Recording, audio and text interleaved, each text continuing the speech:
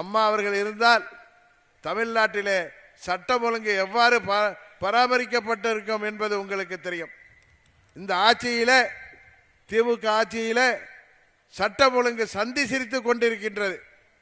எங்கு பார்த்தாலும் கொலை கொள்ளைகள். இன்னும் சில பேர் கேட்கலாம், கொலை கொள்ளை எப்பொழுதும் இருக்கிறது என்று. ஆனால் கேள்விப்படாத அளவுக்கு தினம் தினம் கொலை கொள்ளை இல்லாத நாளே இல்லை என்கிற அளவிற்கு இன்றைக்கு தமிழ்நாட்டிலே சட்டம் ஒழுங்கு நிலை மோசமாகி கொண்டிருக்கிறது. இன்னும் சொல்ல போனால் பெண்களுக்கு சிறிதும் பாதுகாப்பு இல்லாத சூழ்நிலை இந்த ஆட்சியிலே நிலவி வருகிறது.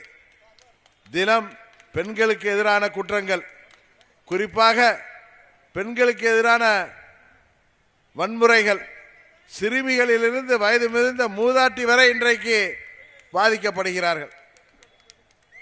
இதற்கெல்லாம் காரணம் என்ன? இந்த ஆட்சியாளர்களின் கையாளாகத்தனம்தான்.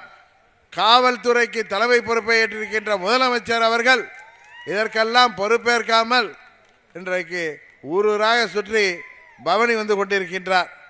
செல்கின்ற இடங்களெல்லாம் பொய்யான தகவல்களை பரப்பி வருகிறார்.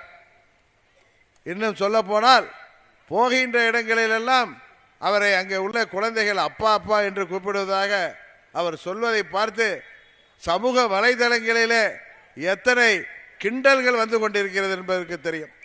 நேற்றைக்கு கூட சென்னையில் நமது புதிய தலைமை அலுவலகத்தை திறந்து வைத்த பொழுது அங்கே வந்திருந்த ஊடக நண்பர்கள் என்னிடம் கேட்டார்கள், முதல்வர் அவர்கள் தன்னை பார்க்கின்ற குழந்தைகள் எல்லாம் அப்பா அப்பா என்று சொல்லி அவரை கூப்பிடுவதாக மகிழ்கிறாரே என்று.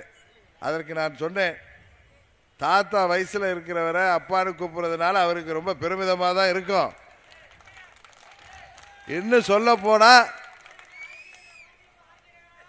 இன்றைக்கு தமிழ்நாட்டில்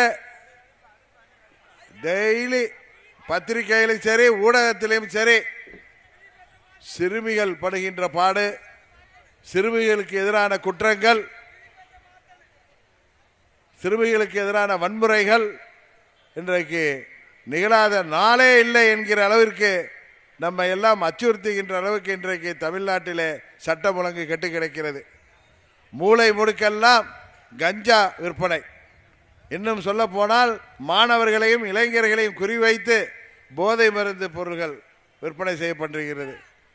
போதை மருந்து, போதை சாக்லேட், மாத்திரைகள் என, பிஸ்கட்டுகள் என பள்ளி கல்லூரிகளுக்கு அருகிலெல்லாம் மாணவர்களை இளைஞர்களை குறிவைத்து இன்றைக்கு போதை மருந்து வியாபாரம் கொடிகட்டி பறக்கிறது. அதை காவல்துறையால் கட்டுப்படுத்த முடியாத காரணம் என்னவென்றது உங்களுக்கு தெரியும். காரணம் அதிலே ஆளுங்கட்சியினரின் தொடர்போடு, அவர்களது ஆசீர்வாதத்தோடு, இன்னும் சொல்ல போனால் ஆளுங்கட்சியினரையே அதிலே பங்கு பெறுகின்ற அளவுக்கு இன்றைக்கு தமிழ்நாட்டிலே போதை மருந்து கலாச்சாரம் பெருகி இருக்கிறது. அதனால்தான்